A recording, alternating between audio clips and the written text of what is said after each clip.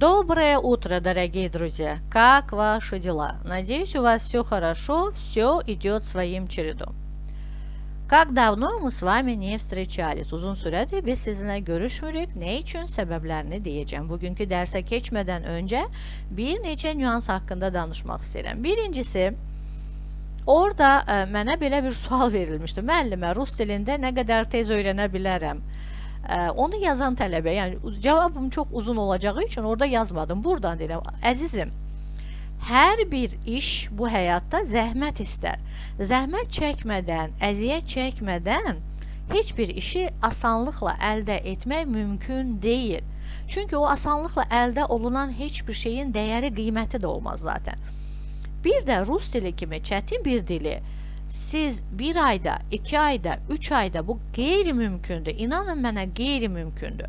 Yəni mən 30 ilin müəllimiyəm. Mən ta 1994-cü ildə bitirmişim universiteti. İnanırsınızmı?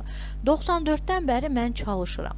Yəni amma buna baxmayaraq mən hələ də bilmədiyim yeni bir şeylər əldə edirəm sürekli. Çünkü Rus dili belə bir dildir. Dünyanın ən zəngin dillərindən biridir və siz əgər Rus dilində danışmaq istəyirsinizsə, təbii ki, ilk olarak proqramımız dediğimiz kimi 6 aylıqdır. Lakin bu 6 aylıq proqramı siz neçə gündə qavrayacaqsınız? İlk önce ona baxmanız lazımdır. Çünkü bəzən tələbələr onu 6 ayda qavrayır, bəziləri daha uzun müddətə, bəziləri daha qısa müddətə. Çünkü heç kimin qavrama sistemi eyni deyil. 5 parmağımız eyni olmadığı için hər kəsin də qavrama sistemi fərqlidir. Biri daha tez anlayır, biri daha gec anlayır, biri ümumiyyətlə anlamır, illərlə davam edir. Ona göre müəllimə, mən nə qədər tez müddətə Rus dili öyrənə bilərəm, belə bir ifadə yoxdur. Ümumiyyətlə belə bir sual yoxdur. Sən qarşına məqsəd qoy, nə qədər tez öyrənə bilirsənsə, o qədər tez öyrənməyə artıq sən özünə yəni məqsəd qoymalısan. Yenə də deyirəm, ən uzağı 6 ay. Ondan o tərəfə artıq sənə bağlıdır. İstərsən daha tez müddət, amma daha tez müddətdə Rus dilinin qrammatikasını qavrayan yoxdur. O kim ki deyir, məndən sizə məsləhət, kim ki deyir ki, mən 3 ayda sizə Rus dilində sərbəst danışmağı öyrədirəm, demək ki, o insanların ümumiyyətlə Rus dili haqqında məlumatı yoxdur. Çünki sadəcə mənim tələbələrim də bunu bilir. Sadəcə Rusların padejləri 2 aylıq, 5 aylıq, 3 aylıq bir mövzudur. Təsəvvür edirsinizmi? Yəni hər padej ayrıca keçirilməlidir. Hər padejin özünün bir sürü xırda nüansları var. Onları bütün padejlər də daxil olmaq. Üstəlik bunun feilləri var. Üstəlik bunun nə bilim bir sıra xırda nüansları var. Nə bilim bunların neçə müddət öyrədir. Feilin sadəcə keçmişi, indiksi, gələcəyi, yəni üstəlik bitkin və davamici tərzi. Bunlar bir ayda öyrənilən mövzu deyil, əzizlərim. Yəni biraz ayıq-sayıq olun. Biriləri sizə pul xətrinə, bazar iqtisadiyyatı bilirəm, hamı pul qazanmaq xətrinə, gəlin mən sizə 2 ayda, 3 ayda öyrədəcəm deyirsə, elə insanlardan uzaq qaçın. Çünki bu qeyri-mümkündür. Bir dənə elementar bir şey deyim. Yəni mənim tələbələrim bilir. Rus dilində başqa dillərdən fərqli olaraq 6 cür məstər hal şəkilçisi var. Siz bunu bilirsinizmi? 6 cür məstər hal şəkilçisini, hər məstər hal şəkilçili feilin də özünün keçmiş zamanı var, özünün indiki zamanı var və özünün gələcək zamanı var. Bunların hamısını siz necə öyrənə bilərsiniz? Yəni bir ayda. Üstəlik də bunu əgər buraya genel indiki zaman, genel keçmiş zaman, indiki zamanın istisnaları, gələcək zaman, bitkin və davam edici tərz feillər, bunları əlavə etsək, bu nə qədər olur? Ən azı bir 3 ayınız getməlidir, düzdürmü? Tamam, yerdə qalan digər 3 ayda padejlər olsun və yaxud xırda nüanslar olsun. Təsəvvür edirsinizmi? Yəni ən azı 6 ay lazımdır. Ona görə biraz ayıq-sayıq olun. Biraz düşüncəli olun və məntiqlə düşünməyə çalışın. Bu bir nüans. İkinci nüansımız, dərsə keçmədən öncə üzr istəyirəm, vaxtınızı alıram. Amma çox xahiş edirəm, mənə gələn tələbələr, mən bütün proqramlar üzrə dərs hazırlayıram. Yəni tələbə hazırlayıram, dil hazırlığı, abituriyent hazırlığı, magistr hazırlığı, seçenov imtahanları, Türkiyənin YDS, bütün bu proqramlar üzrə dərs hazırlayıram. Lakin siz hamınız YouTube-dan gəlirsiniz. YouTube-da nömrə istəyirsiniz, mən verirəm, gəlirsiniz. Razılaşırıqsa dərsə başlayırıq, razılaşmırsınızsa gedirsiniz başqa müəllim yanına. Bu heç. Amma xahiş edirəm, yəni YouTube-da mənim 600-ə yaxın videom var. Mənə gəlib sınaq dərsi istəməyin. Yəni sınaq dərsi nə üçün lazımdır? Sınaq dərsi müəllimə özünü tanıtması üçün lazımdır bir tələbəyə. Müəllim haqqında tələbənin məlumatı yoxdur. Müəllim bütün məharətini göstərir ki, tələbə onu seçsin, ona gəlsin. Amma mənim 600-ə yaxın videom var YouTube-da. Daha nə sınaq dərsi istəyirsiniz? Yəni hər videom özlüyündə bir sınaq dərsidir. Yəni sizə daha nə lazımdır? Daha məni nə qədər tanımaq lazımdır ki, siz bir də gəlib məndən sınaq dərsi istəyirsiniz. Mən heç kimə sınaq dərsi keçmirəm. Çünki məncə YouTube-dakı dərslərim bunlar hamısı bir sınaq dərsi səviyyəsində, daha da yüksək səviyyədə olan dərslərdir. Bu bir.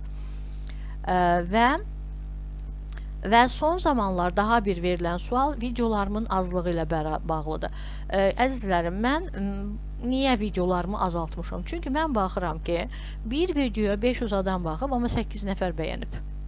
Yəni sizcə bu nə dərəcədə doğrudur? Bu nə dərəcədə, yəni edilən əməyə, göstərilən əməyə ən böyük hörmətsizlik, ən böyük sayğısızlıqdır bu məncə. Mənim videolarımı istifadə edərək özlərinə kanal açan, telegramlarda, orada burada kanal açan insanları gedirsiniz, bəyənirsiniz, onlara pul ödeyirsiniz. Halbuki mənim söylədiyim, mən ondan 3 il öncə söylədiyim şeyi o adam sizə pulla satır. Halbuki mən YouTube-da havayı olaraq sizə 500-600 video qoymuşam rus dilini. Orada playlistə girəndə görürsünüz nə qədər mənim papkam var. Bir sürü dərs var.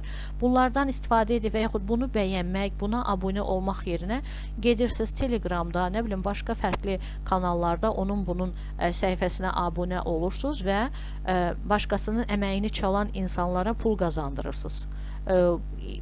Özünüz bilərsiniz, o yenə də o insanların vicdanına qalır. Amma ən azından mənim göstərdiyim əməyə sayğınız olsun, yəni mənim göstərdiyim əməyə ən azından hörmətiniz olsun. Bir bəyənin, nə bilim, bir yorum yazın.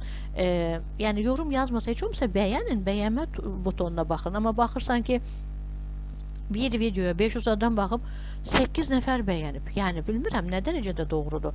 Əgər belə davam edərsə, o zaman mən çox ehtimal ki, bu videoların sayını azaltmaq, əgər belə gedərsə, bunun mənə nə faydası var? Yəni mənə bir xeyri yoxdur bu o zaman. O zaman videoları ya durdurmaq, ya sayını azaltmaq, ya da ümumiyyətlə nə bilim YouTube-dakı kanalı bağlamaq qalacaq. Çünki bir türlü çoxalmır, bir türlü genişlənmir auditoriya, eyni sistemdə durur. Nə üçün? Məncə siz də məni anlarsınız, yəni məntiqlə danışarsa, başqalarına gedirsiniz, gedə bilərsiniz. Amma ən azından mənim əməyimə də sayğınız və hörmətiniz olsun. Çünki baxırsınız və yararlanırsınız bildiyim qədərilə. Və daha bir nüans ikinci hissəmizə keçməmişdən öncə, bu hissəmiz biraz danışıqla keçdi, üzrüsən. İkinci hissəmizdə dərsimiz haqqında danışacağıq. Mən də baxdım ki, hamı mənim materiallarımı istifadə edib fərqli-fərqli kanallar açır, pul qazanır. Pul qazanmaq məqsədi ilə deyil, daha çox YouTube-a abunəçi toplamaq məqsədi ilə mən TikTok səhifə açmışam. Mənim TikTok səhifəm Uçitelnitsa Natel deyə keçir. Uçitelnitsa sözü rus dilində yazılmış, Natel sözü Azərbaycan hərfləri ilə, Latın əlifbası ilə yazılmış. Yəni əgər TikToka abunə olmaq istəsəniz, məni çox sevindirərsiniz. Buradan baxaraq oraya abunə ola bilərsiniz. Uçitelnitsa Natel. Elə bilirsiniz, Natel olaraq keçir bütün materiallarda adım.